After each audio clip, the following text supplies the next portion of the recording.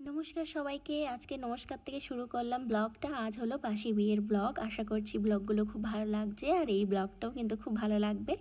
আমি চলে এসেছি ভবনে, কারণ বধূকে রেডি করতে হবে, সেই জন্যে আমি একটু তাড়াতাড়ি চলে এসেছিলাম, তখন এই ক্লিপটা নিয়েছিলাম।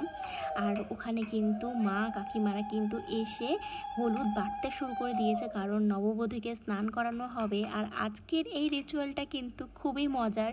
বর বধূ দুজনকে একসাথে স্নান করানো হয়, অনেক মজা হয়। চলুন তবে আপনাদের সাথে শেয়ার করে নিই যে কেমন করে আমরা আমাদের রিচুয়ালগুলো করেছিলাম।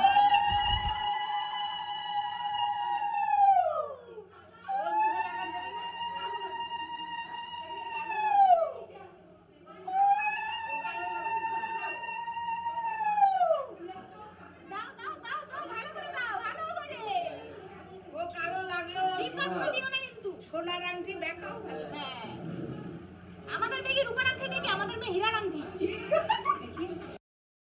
তবে ছেলে যদি হয় সোনার আংটি, মেয়েরা হয় রূপোর আংটি নয়, একদম সিধে হীরের আংটি, তাই তো কি বলুন। তো এখানে রিচুয়ালগুলো করা হচ্ছিল আর আমি বলছিলাম যে ওর মুখে হলুদ লাগাতে না, কারণ একটু পরে ও যখন মেকআপ করবে সেটার ফিনিশিং একদম বাজে আসবে। আমাদের এখন মেকআপ নিয়ে একটাই সমস্যা, যে জানি ব্রাইড মুখে হলুদ না লাগায়, এটা নিয়ে একটা সমস্যা হয়, তার জন্য ব্রাইডরা মন খুলে কিন্তু হলুদও লাগাতে পারে না।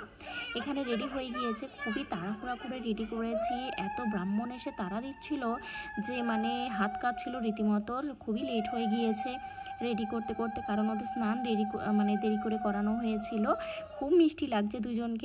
যেহেতু অনেক লেট হয়ে গিয়েছিল, আমার ভীষণ খিদে পেয়ে গিয়েছিল, আমি তাই খেতে চলে গিয়েছি। তখন ওই মুহূর্তে ওদের সিঁদুরদান হয়ে গিয়েছে। বিয়েটা আমি ম্যাক্সিমাম মিসই করে গিয়েছি, ভালো ভালো ক্লিপ আমি ওঠাতে পারিনি আপনাদের সাথে শেয়ার করার জন্যে। আর ঝটপট করে চলে আসার কারণেও আমার নেওয়া হয়নি। আর অনেক চেষ্টা করেছি ভিডিওগুলো নেওয়ার, কিন্তু সেগুলো সেন্ড হচ্ছে না বোনের ফোন থেকে। এই ব্লগটা এই পর্যন্তই থাকুক, দেখা হচ্ছে বিদায়বেলার ব্লগে। সবাই ভালো থাকবেন, সুস্থ থাকবেন, লাইক করে দেবেন।